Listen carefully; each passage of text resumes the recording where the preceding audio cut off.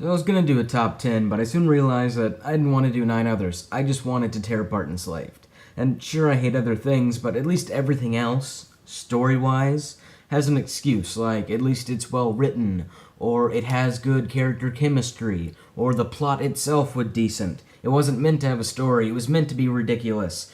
Whatever. This one does not have one. It had the funding, it came from a story-based game developer, it was meant to be serious. It had everyone's favorite mocap guy, Andy Serkis. So how did it go wrong? I have no idea. And I'm not even going to try to figure it out. This is not an editorial. This is just me saying everything that's wrong with it. And I guess helping other developers never repeat this process should they ever click on this video. Yeah, click on this video. Before I forget, let you explain that I'm only going to be talking about the story and not the gameplay. Except this one time, because I thought the combat was a little bit broken, because, later I figured out that there were 4 essential skills that you had to get as soon as possible, but I was already 3/4 into the game. Hey, think of it like playing Arkham City without stun, block, combo takedown, or dum parry, or puree. I might just be blowing out of proportion. I mean, they should have told you to get that, but it's not really. I mean, then there's that whole thing about how you had to do the combat and the running around with the health vials, and either she's not there to give you health vials, or she is, but if you get close to her, the enemies will kill you anyways. And don't get me started on the orb collectibles, which, if you have 12 times as many collectibles as Saints Row 4, you know you've done something wrong. And just, what is with this? Oh, you know what? I've got to stay focused. Only here to talk about the story. Only here to talk about the story. Alright, let's get started. First off, let me get this out of the way, because I do not want to have to keep bringing it up, and believe me, I would be bringing it up a lot. The world that they live in makes absolutely no sense, and it's not like a Harry Potter magic plot holes. The world is kind of confusing, because you can at least excuse that. And it doesn't work at all. Like, sometimes I'm like, oh, I'm playing The Last of Us. Oh, I guess I'm playing Bioshock. I guess I'm playing Ratchet and Clank. Oh, look, I'm in a Miyazaki film all of a sudden. It doesn't work, and not only does it not make any sort of logical sense.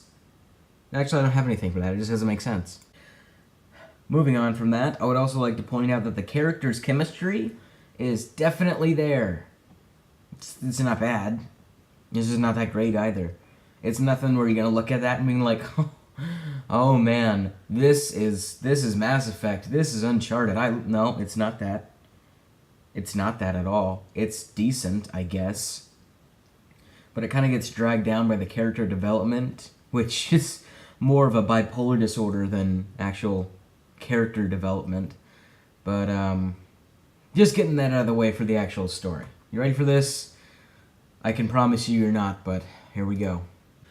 So we start off the game, and we're in a big flying ship. I mean, giant. And we have been captured by this evil corporation run by robots. An evil corporation that makes robots, and it uses the robots that are in the land. It's the bad guys. We've been captured by the bad guys and forced into this giant ship. Now, we are one of tens, probably just tens of thousands of slaves. It's a giant floating ship with guns and security guards and robots everywhere. Then we meet Noriko. She's a girl, and she's also on the ship with bombs. She makes the ship explode and kills absolutely everyone on it. You kind of escape because you're awesome, and she actually tries to kill you at least 3 times and almost succeeds, but you survive because the plot demands it. And then she enslaves you, hence the title, by putting a little band on your head, linking it up to her plot device wrist thingy, and then stuff, I guess. Don't try to think about that too much. It's not worth thinking about. What is worth thinking about is that she got taken not outside her home, not on a gathering mission, but she got taken in her own town, in her own village. You think they just showed up, took her, and left? No, they would have kidnapped other people, which means that she just murdered her neighbors on purpose. And then, let's think about the plot so far.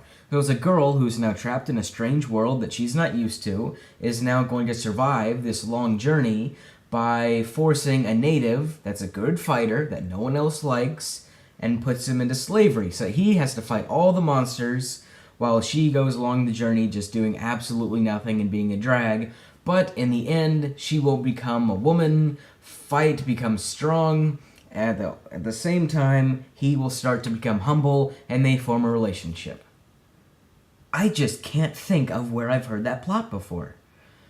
I just can't Inuyasha of where Inuyasha. I've heard Inuyasha. It's Inuyasha if you're not catching up. I don't know what else I could say. It's Inuyasha. Anyways, they find a motorcycle that somehow survived the crash. And then they find a magically long road, which takes them to their home village. Oh, I need Tylenol. Yeah, bicycle, long road. They get to the village, and when they get there, they can't just go into the village. The game wouldn't be long enough. So they do a bridge puzzle that is so illogical in both placement and practicality that the city planner for Raccoon City would be laughing to death. And then because of a zombie, because, he's in Raccoon City. But you get inside, and surprise, surprise, the evil corporation filled with murdering robots that came to this village days ago kind of killed everything. That's really about it. And you're like, oh, story's over, I guess. No, you just keep on fighting, because she's like, wait, I'm the daughter, my dad's, he's the guy who ran this whole thing. Of course you are.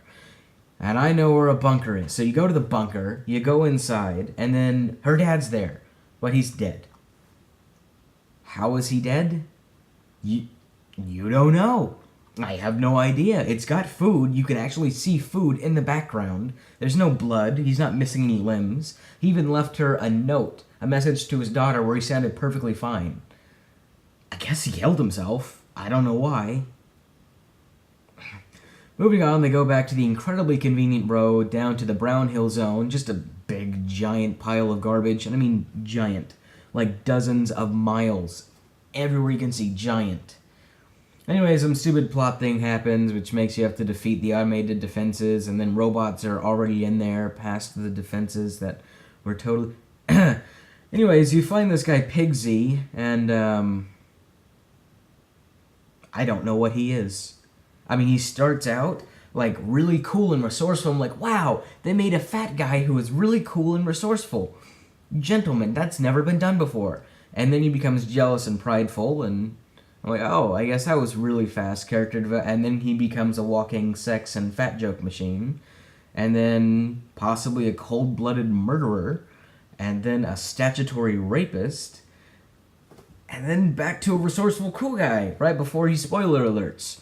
So I really have no idea what he is. Anyways, he teams up with you in the hopes of committing some, statutory rape on that probably underage girl.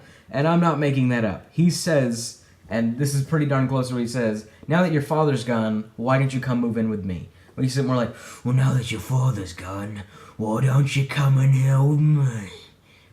Maybe not that creepy, but around that margin. Now, I get that it's supposed to say, now that we were out at home, why don't you just come stay with me? But that's not how I read it. That's not how anyone else read it. I guess that's even how the writers read it.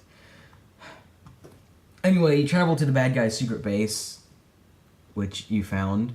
You get in, plot stuff happens, yada yada yada. Oh, by the way, the reason you're there is because they're building a giant mech. Why? Why would they need a big... the city that they just wiped out, that girl's father, that city, was supposed to be like the biggest city. And you know this because she's like, it's the biggest city of them all. I don't know what the other cities are because they're never even hinted to. That one line that I just told you, the biggest city of them all, is the only reason you even know that there is another civilization out there, at least one. So if they were able to wipe them out with relative ease, then why do they need this giant robot? I don't understand. There's literally no point. Oh wait, they don't need it, the plot does.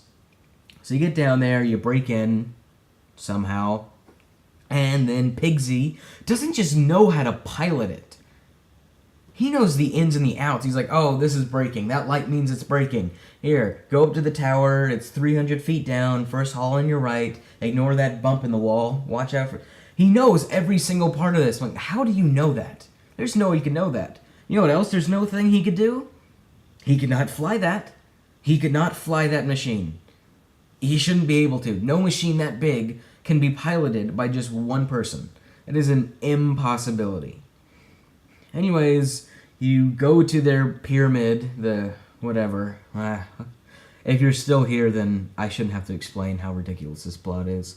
You get attacked by giant scorpion mecha things. Why would you steal from Bionicle?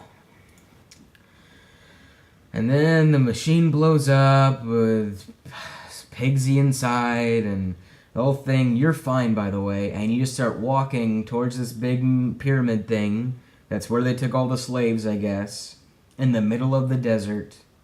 And you're just walking there, the end. There's nothing after that. That's the end. The credits start happening when that takes place. Well, if you actually wanted a conclusion, there is an epilogue after the credits. Well, the epilogue is you inside the building, and you find actual Andy Serkis. Just a picture, not even an animated picture of him, just a live-action video that really stands out. I don't know why they did that. I mean, that's ironic to the highest degree. Anyways, and there you find all the slaves, and he's like, surprise, we were the good guys. Not how he sounded. He sounded way worse. And they're like, oh, they're all in this virtual reality thing where they can have jobs, they go to school, they get married. Those are the 3 points he brings up, by the way. All 3 of those are things that a lot of people complain about. I don't know why he brought them. He's like, oh, they can go to school, they can go to work, they can get married. Why not say they can go to theme parks, eat all they want without getting fat? Why are you taking the remedial things that we're forced to do? Maybe not marriage, but the other 2 definitely. And he's like, don't knock it before you try it. So your big Hulk smash guy who likes to beat the crap out of things is like, yeah, sure, I'll hear you out. Or the little girl who's always naive and wanting to trust people is like, no, let's smash everything. Did they just invert the scripts? The people reading the scripts just not realize that they had switched? I have no... Anyway, he puts it on, and he's like, wow, this really is amazing. I love this. This is fantastic. We should do this forever. And she's like, oh, okay, smash. And she blows him up. Kills Andy Serkis, robot, old guy. I have no idea. I really don't know what he is. And then everyone drops... I mean, hundreds of thousands of people drop out of their sleep, and they're now in real life. And that's the end. What happens to them? Do they start a new city? You don't know. There's nothing else. That's it. Done. My guess, they all just died of dehydration, considering that there are hundreds of thousands of them, and they're in the middle of a desert. They're gonna die. There's no other way that they could get out of that. But here's another thing. Why was he doing this? He's just, oh, I guess I want to give these humans better life. What about all the people you killed? I mean, it's not like, oh, I get that some people would have to die, but those robots are programmed to shoot on sight. There were so many dead bodies in her village, and they made a big deal out like, oh, the women and the children.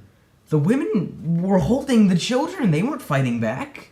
Why did they get killed? Why did they keep killing people? At one point, and they run their ships based on slaves, which I don't get. Why are some slaves just put in these capsules and other slaves have to actually work? Is there some kind of system there? Do they get promoted?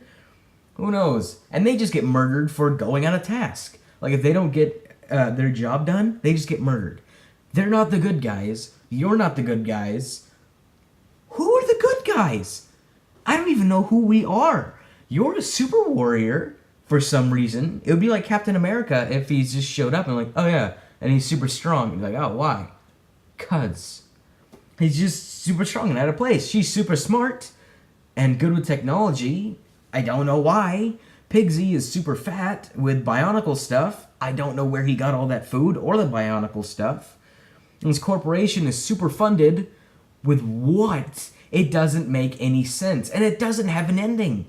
How do they not know the difference between a third act, an ending, and an epilogue? Because their third act, their climax, they call that the ending. And then their cooldown, Their actual ending, that's what they call the epilogue. And then their actual epilogue, unexistent. Just non-existent.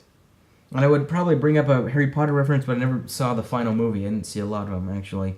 I mean, at least Capcom, when they take out the ending, allows us to buy it back. I just defended Capcom. Oh, I feel sick. Oh, what did I just do? Suicide Hotline, I'm a dog. How can I help you? I can't go back. I can't undo it. Sir, listen to me. Yes, you can. There's always hope. There's no hope. Don't you understand what I've done? I'm gonna do it. I'm gonna jump. Don't jump. Just, my name is John, okay? And we all have times where we think the world is about to end. But it's still spinning. We're still living. There's always still time to fix what you've done. I know at this time it seems like it's impossible. And I get that. I've been there. We've all been there. But why don't you just step away from the edge and let's talk about this. Let's talk about what you've done. Can you do that for me? Yeah, I can do that. Okay. Oh, okay. Let's talk. All right. Okay. Good. Now, can you tell me what happened? I defended Capcom. Like you brought up their older games, and you defend. No, I defended them selling us back the ending to Asura's Wrath.